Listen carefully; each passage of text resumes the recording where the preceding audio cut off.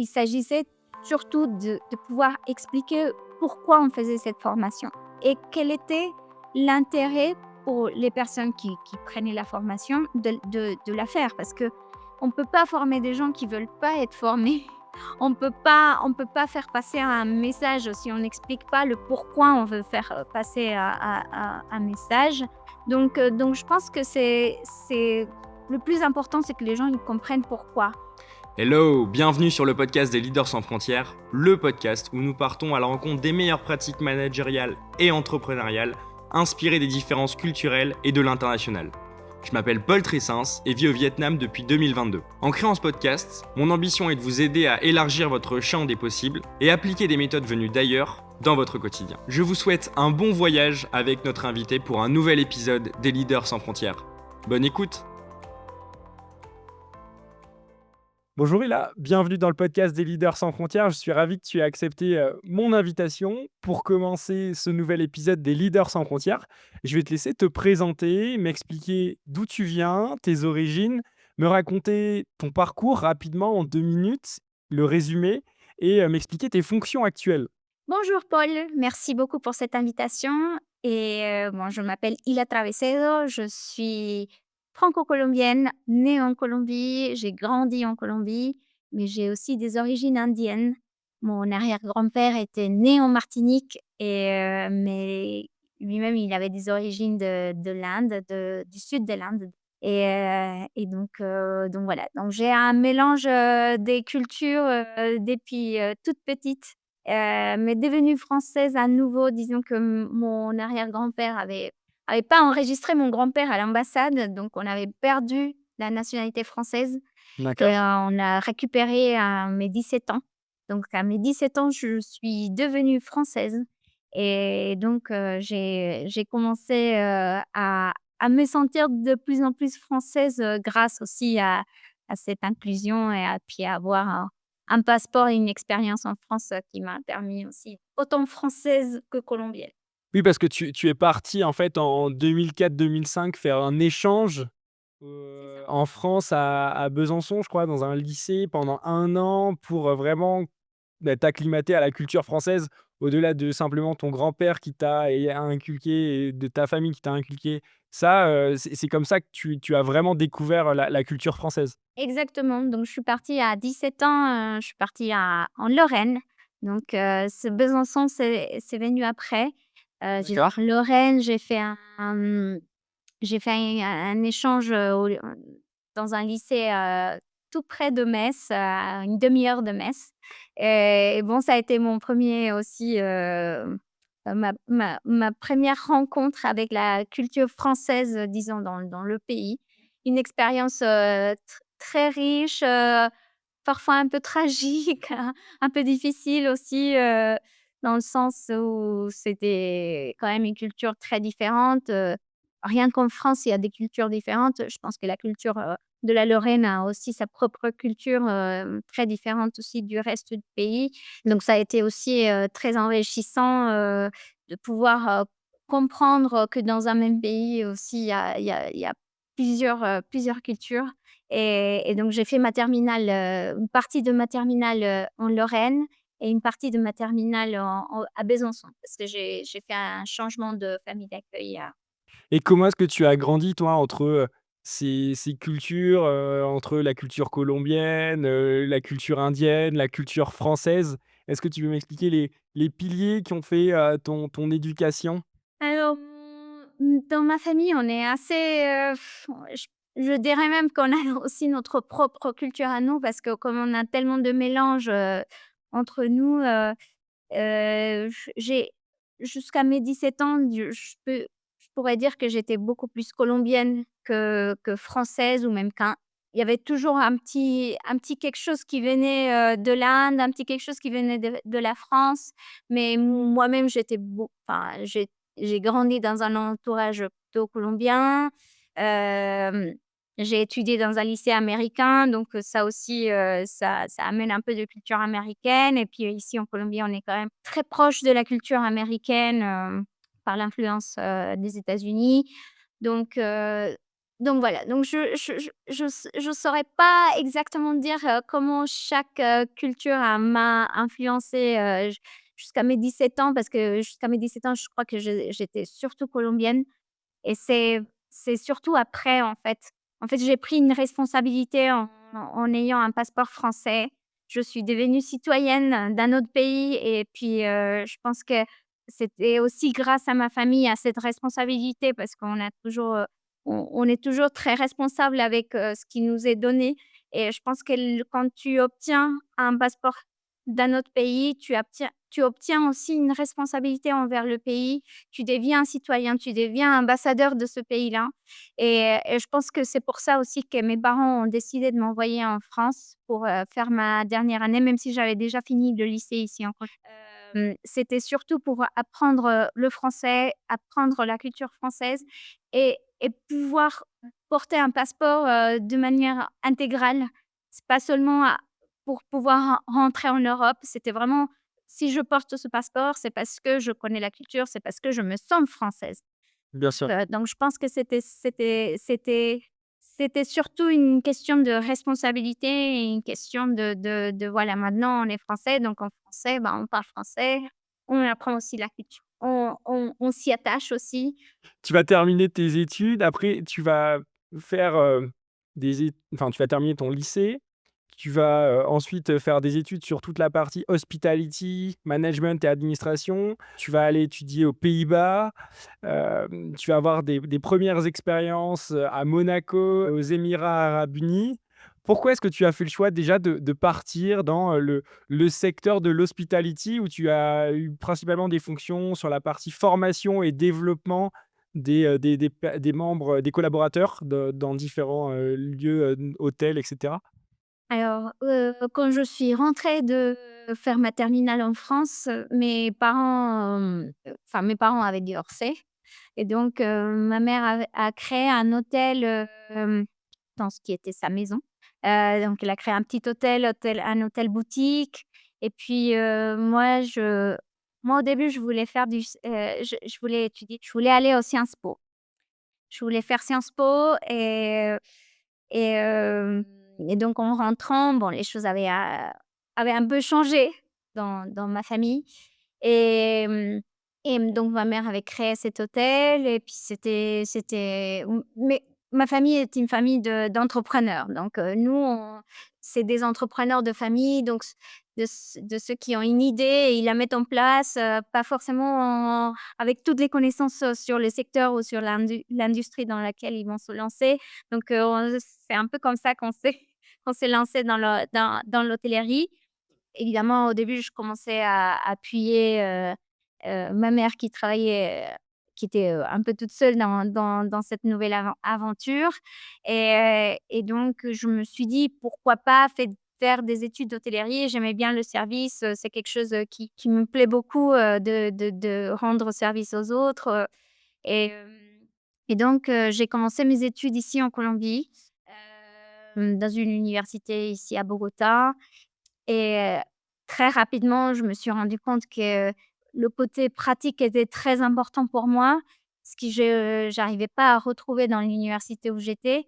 C'était très théorique et donc j'ai arrêté mes études, je suis retournée en France pour travailler. Je voulais acquérir un peu d'expérience dans la partie opérationnelle, des hôtels, restaurants, donc j'ai trouvé un petit boulot dans un restaurant, là où j'avais habité à Besançon, enfin près de Besançon et j'ai commencé à apprendre beaucoup de choses, qui sur le service, sur la restauration et c'est là et j'ai au même temps, j'ai commencé à chercher des universités, en France ou des écoles hôtelières où je pouvais continuer mes études. Malheureusement, pendant cette période-là, j'ai pas trouvé ce qui vraiment me plaisait, ce que je voulais vraiment retrouver dans une école. Je suis retournée en Colombie, j'ai continué ma recherche et un jour sur Google, j'ai tapé Hospitality School et voilà, c'est l'école, d'hôtellerie de La Haye, aux Pays-Bas qui m'est apparue et dont j'ai lu, le programme qui m'a paru très pratique. C'était exactement ce que je recherchais Et qu'est-ce qui te plaisait dans, ce monde de l'hospitality?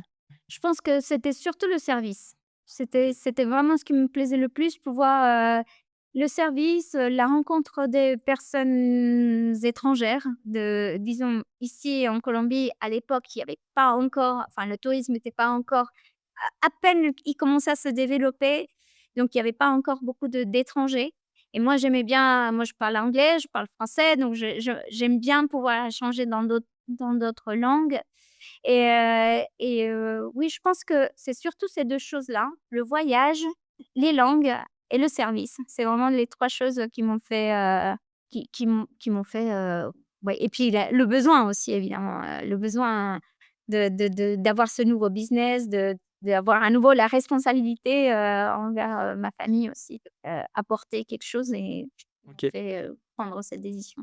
Et tu travailles notamment sur la partie formation et développement des collaborateurs. Est-ce que tu peux m'en dire un peu plus? Selon toi, quelles sont les clés de la formation? Comment faire en sorte de bien former des gens? Comment faire bien passer des messages? Moi, je pense que comme dans tout, il faut expliquer le pourquoi. Dans la méthode qu'on utilisait, à l'hôtel où j'ai travaillé, il s'agissait surtout de pouvoir expliquer pourquoi on faisait cette formation et quel était l'intérêt pour les personnes qui prenaient la formation de la faire. Parce que on peut pas former des gens qui veulent pas être formés. On peut pas faire passer un message si on n'explique pas le pourquoi on veut faire, passer un message. Donc je pense que c'est le plus important, c'est que les gens ils comprennent pourquoi. Et parfois, c'est vrai que on veut à tout prix, former, faire des formations et notamment dans des grands corporations, des grands groupes, on veut on veut un peu standardiser les gens d'une certaine manière et je pense que en fait, on veut tous garder notre individualité, on veut tous garder une certaine liberté et donc moi ce que je pense que ce qui a été le plus important dans cette manière de faire les formations, c'était surtout d'expliquer pourquoi. Pourquoi on faisait ça? Quelles étaient les conséquences de peut-être changer une méthodologie, de changer un processus? Et je pense que c'est surtout avoir une raison de faire les choses, de pourquoi on fait les choses. Il y a eu un switch dans ta carrière après, tu es passé du monde de l'hospitality à, l'entrepreneuriat et le marketing en 2014 quand, tu as cofondé Brandit. Est-ce que tu peux me raconter pourquoi est-ce que tu es passé de l'hospitality au marketing et l'histoire de Brandit, vos activités? Alors, c'est une histoire, rigolote, et aussi, c'est disons que ça naît d'une certaine manière je voudrais pas dire un échec, mais peut-être d'une prise de conscience. C'est-à-dire quelle prise de conscience? Quand je pense que je vais t'expliquer pourquoi. Hem, Quand je suis rentrée, alors j'ai fini mon stage aux Émirats. On m'a proposé de rester aux Émirats, mais je m'étais déjà mariée, donc j'étais pas toute seule, mais j'avais aussi mon époux qui aussi était disons qui m'avait suivie aux Émirats pour que je puisse, faire mon stage de fin d'année. Lui, il avait un travail stable, mais, mais tous les 2 on se sentait un peu loin de nos familles. Il est de quelle nationalité lui? Lui, il est français. Français. D'accord, Français, OK. français. Donc on se sentait un peu loin de nos familles. Lui, il était pas forcément très épanoui dans son travail et moi, j'avais toujours cette attirance pour avoir mon propre business. Donc je voulais avoir mon propre business, je voulais avoir quelque chose à moi. Comme je te disais tout à l'heure, j'ai toujours besoin d'une certaine liberté et quand on est jeune et qu'on a beaucoup d'ambition, c'est vrai que bon, il faut apprendre de la base, il faut monter les échelons, mais pour moi, c'était difficile disons d'attendre, à que tout ça se produise sachant que, moi j'ai toujours travaillé dans les entreprises de ma famille J'ai toujours eu cette possibilité de prendre des décisions et donc ça me manquait un peu dans l'hôtellerie, dans les grands hôtels et donc tout ça, ça a été, des raisons pour lesquelles on est rentré en Colombie. En fait, on s'est regardé avec, mon époux et puis, on savait déjà ce qu'ils pensait chacun et et on s'est dit: «Bah, qu'est-ce qu'on fait ici? Pourquoi on est aussi loin de nos familles? Pourquoi on reste ici, en fait?» Et donc je lui ai dit: «Mais on part où? Où est-ce que tu veux qu'on y aille?» C'est ça, est-ce que vous rentrez en France? Est-ce que vous allez en Colombie? Voilà, il fallait prendre une décision et c'est Olivier, mon mari, qui m'a dit: «Ben, on part en Colombie». Je fais: «OK, très bien, on part en Colombie» et donc ma mère avait toujours son hôtel ici à Bogota et je me suis dit, «Bah, je vais prendre en charge l'hôtel» et voilà, c'est comme ça qu'on est rentré en Colombie. OK, donc là, tu rentres dans le domaine de l'hospitality parce que tu rentres avec ta mère, mais ça me dit toujours pas comment, s'est créé Brandit. Donc voilà, donc quand je reviens en Colombie, donc je prends en charge l'hôtel, je commence on commence avec, Olivier parce qu'on travaillait tous les 2. Ça a été notre première expérience, en travaillant tous les 2, à faire toute la partie commerciale parce qu'évidemment on voulait changer certaines choses, on voulait, faire monter, l'hôtel dans le classement, des différentes plateformes et donc on s'est beaucoup investi dans la partie marketing et la partie commerciale. Mon mari est très commercial, il faisait un travail de commercial aux Émirats et donc quand on est venu ici, on avait déjà des idées, sur, ce qu'on voulait faire. Je commençais par faire un travail de branding à l'hôtel donc enfin, c'était des choses que je faisais déjà, mais là, c'était pour quelque chose, qui était à nous, hein, d'une certaine manière, même si c'était à ma famille, disons, nous, on l'a pris en charge, donc c'était notre responsabilité de le faire marcher, hem et dans pas seulement au niveau opérationnel, mais aussi, au niveau commercial, de le faire grandir et donc on s'est beaucoup investi, là-dedans. Mon mari, a beaucoup, travaillé la partie marketing, digital qui à l'époque, était pas très développée en Colombie et donc on a commencé à chercher un peu des agences, ou des personnes pour pouvoir, développer cette partie et il y avait toujours un composant très important qui nous manquait, approchait, quand on se rapprochait des agences, de marketing digital ou des personnes qui travaillaient un peu le marketing digital, c'était le composant stratégique et donc on a vu ce besoin en fait, on a vu qu'il y avait pas vraiment d'agence à l'époque, qui était focalisée sur une partie, stratégique, une partie vente, heu, une partie commerciale, hem, mais c'était surtout, disons on avait l'impression qu'il faisait surtout par mode. Parce qu'il fallait faire du marketing digital, parce qu'il fallait faire, des posts sur les réseaux sociaux, mais pas exactement parce que, il y avait des raisons de reconnaissance de marque, bah, tout ce qui entoure le marketing digital et donc c'est pour ça que et lui, il a vu le besoin parce qu'il était beaucoup plus impliqué là-dedans. Moi, j'étais surtout dans la partie opérationnelle de l'hôtel et et donc, à un moment, en fait, moi, j'ai toujours aimé le marketing. J'ai toujours été attachée, au marketing, au branding, à créer des expériences, heu, disons, expériences de service, mais qui sont quand même très attachées à la partie marketing et donc, on s'est dit: «Ben, on n'a qu'à faire une agence de marketing digital et à proposer nos services» parce qu'en plus, comme on a commencé à le faire avec l'hôtel, ça marchait bien parce qu'on a monté, l'hôtel dans la première position sur TripAdvisor, première position sur Booking. Enfin, on voyait que tout le travail qu'on faisait, ça marchait, très bien. Donc, et comme je te disais tout à l'heure, ma famille différents types de business.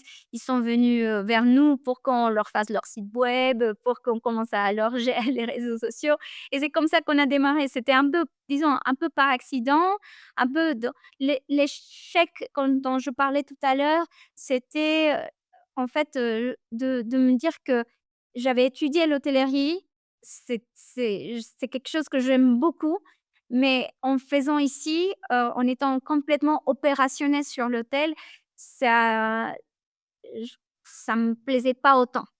Donc après, avec un peu plus de confiance aussi, un peu plus d'expérience, en travaillant avec des différents business de ma famille, on a décidé de partir à l'aventure et faire de la vente, donc on a commencé à faire de la vente, et et petit à petit, on a commencé à retrouver des clients. Après, on a aussi, nous-mêmes on a commencé à affiner le type de clients avec qui on voulait travailler et puis, disons que la première année, ça a été une année assez difficile parce qu'on c'est toujours commencer un nouveau business, c'est quand même, une aventure, c'est quand même beaucoup d'apprentissage, beaucoup de risques,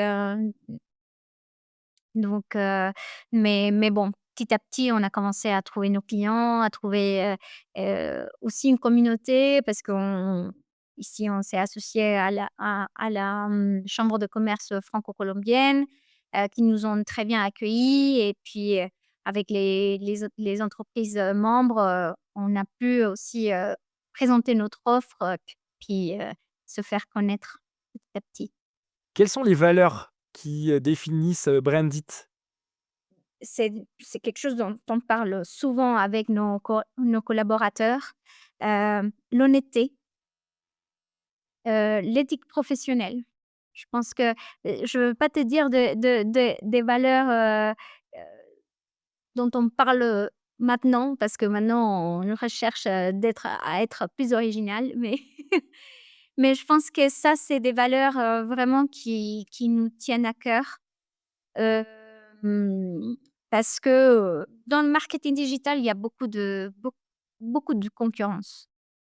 Hem et dans le marketing, on peut faire beaucoup de choses. C'est un peu subjectif, c'est un peu créatif, donc c'est un peu non, c'est très créatif. Hem, donc disons qu'on peut the sky is the limit. Mais pour nous, c'est vraiment, je pense que, comme je disais tout à l'heure, l'honnêteté, l'éthique de travail, éthique professionnelle, hem, toute la partie, data, aller au bout au bout de la cause du pourquoi. Je pense que ça, c'est aussi quelque chose qui nous identifie beaucoup. Hem La responsabilité et le service, ça, c'est quelque chose que je maintiens, heu, dès mon apprentissage en travaillant en hôtellerie. Je pense que le service, fait une grande différence. Un service, empathique, heu, pouvoir comprendre les vrais besoins de mon client et pas seulement vouloir vendre quelque chose. Je pense que ça, c'est très important. Heu, Beaucoup d'entreprises le disent, mais peu d'entreprises le font vraiment et je pense que nous, c'est avant tout, avant disons, avant d'être un business, on fait des échanges. On fait des échanges avec nos clients, on fait des é on fait on comprend de quoi ils ont besoin et c'est à partir de là qu'on définit aussi, ce qu'on va faire et je pense que quand tu as cette confiance, quand tu donnes aussi, heu, ce message de confiance à ton client et pour ton client, c'est beaucoup plus facile aussi de pouvoir te dire, avec toute honnêteté de quoi ils ont besoin, et puis de pouvoir, ensemble créer quelque chose, qui va, qui va être qui va être un win-win, en fait, qui va leur servir à eux, mais qu'au final, ça devient un business pour nous, mais tout en partant des principes, qui devraient jamais se perdre, heu, heu, qui nous amènent aussi à avoir des relations à long terme avec nos clients et puis la plupart des clients, alors Brandit a 10 ans, mais 80 de nos clients, travaillent, avec Brandit depuis, 7-8 ans. Donc c'est quand même, pour nous, c'est une grande réussite et je pense que c'est grâce à nos valeurs. Aujourd'hui, et ce depuis 2022, tu es présidente de la French Tech en Colombie, à Bogota. Est-ce que tu peux m'expliquer les forces justement qui font, les forces de l'écosystème des startups en Colombie et à Bogota? Alors la Colombie a un écosystème, technologique qui se développe de plus en plus. Il y a beaucoup d'efforts, institutionnels et d'infrastructures aussi qui est en train d'être mis en place, pour faire de la Colombie un hub, de technologie en Amérique latine. Donc c'est je pense que c'est un écosystème très intéressant. C'est très nouveau. Peut-être qu'il est pas aussi développé qu'en France, mais c'est aussi toute la beauté d'avoir, des communautés, de French Tech un peu partout. C'est qu'on arrive à connecter 2 écosystèmes, c'est qu'on arrive à aussi à connecter des personnes parce que, c'est ça ce qu'on est. On est des communautés donc heu, on a la force de pouvoir, apprendre, aussi d'un écosystème, local, mais d'apporter aussi quelque chose, peut-être d'un écosystème qui est beaucoup plus développé, que qui peut apporter aussi beaucoup de connaissances, à ce qu'on fait ici en Colombie. Donc je pense que c'est ça, disons, tu m'as demandé la force de l'écosystème local. Je pense que c'est, niveau pays, c'est une position géographique, qui est quand même très avantageuse. On est entre l'Amérique du Sud, l'Amérique centrale avec, des des rapports très proches avec les États-Unis. On a des cultures, par exemple, entre la culture européenne et la culture latino-américaine qui ressemblent beaucoup. Hem donc je pense que pour, heu, pour pour faire des affaires ensemble entre l'Europe et l'Amérique latine, c'est une belle opportunité parce qu'on a une culture qui se comprend bien, qui oui, qui se comprend, très bien. Hem, donc voilà, donc c'est toute la beauté, c'est toute la beauté de pouvoir, faire quelque chose aussi, pour cet écosystème et puis pour créer quelque chose d'encore plus grand. Quel est le meilleur conseil qu'on t'ait donné dans ta carrière? Faire de mon mieux. Je je pense que c'est quand tu veux vraiment faire de ton mieux, tu vas au-delà de tes capacités, tu fais de la recherche, tu apprends, tu cherches la manière de pouvoir, acquérir de nouvelles, capacités, de nouvelles connaissances, donc je pense que ça en soi, on pourrait dire: «Bah oui, faire de ton mieux», ça peut sembler, assez, médiocre dans un sens, mais quand on prend vraiment le sens de faire les choses de son mieux, c'est être, aussi, conscient de ses capacités et quand on n'a pas la capacité, mais qu'on veut le faire, je pense qu'on peut aller au-delà et je pense que c'est ça ce qui moi me pousse, à chaque fois à chercher ouais, de faire de mon mieux justement, OK.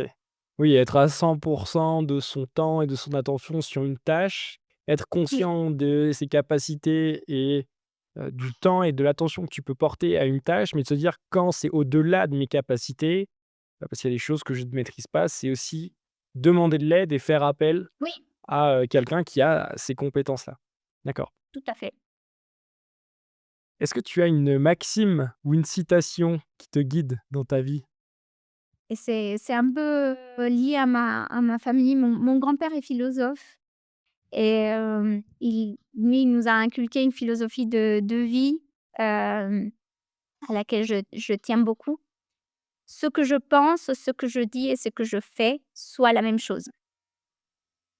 Donc c'est d'être cohérent avec ce qu'on pense et avec ce qu'on dit, et ce qui n'est pas toujours facile, c'est un travail de tous les jours, hem, mais le fait de l'avoir tout le temps présent, ça fait quelque chose dans chaque action qu'on mène. Quelle est ta vision pour, Brandit? Comment est-ce que tu te projettes dans les comment est-ce que je vais reprendre ma question. Quelle est ta vision pour Brandit? Comment est-ce que tu te projettes dans les 5 à 10 années à venir? Je pense que c'est comme un enfant, on veut le voir grandir, évidemment. Il y a plusieurs choses, que je voudrais faire, avec Brandit.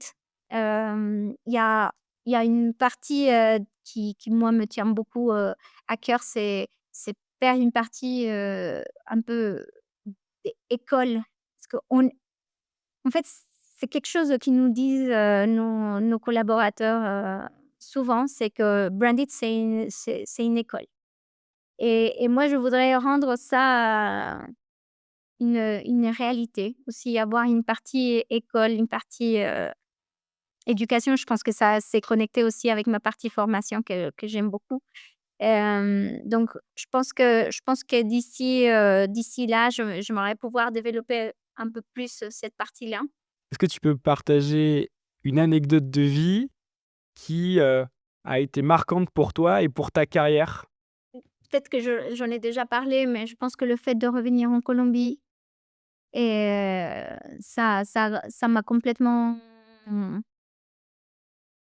bouleversée, ça ça m'a ça m ça m ça a changé beaucoup de choses, que je pensais que j'avais déjà définies dans dans ma vie, et je pense que c'était peut-être un peu ça le sens de ce qui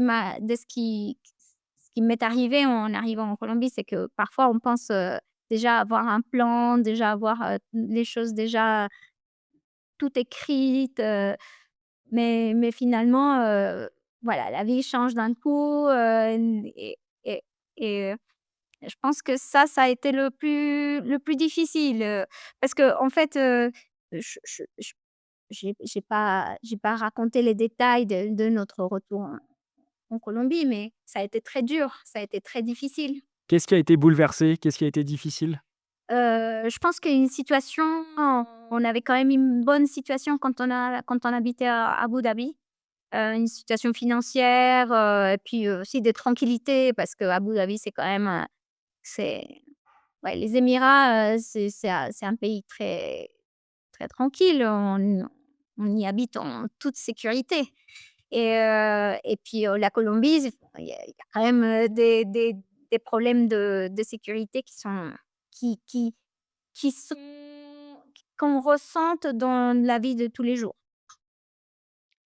et donc, ayant ça et puis une situation financière, qui s'est un peu dégradée, pour plusieurs raisons, heu, ça a été très difficile. J'étais enceinte quand on a créé Brandit. Quand on a commencé Brandit, on a trouvé quelques petits clients, mais qui n'ont pas continué avec nous, en mmh, quand j'étais sur le point d'avoir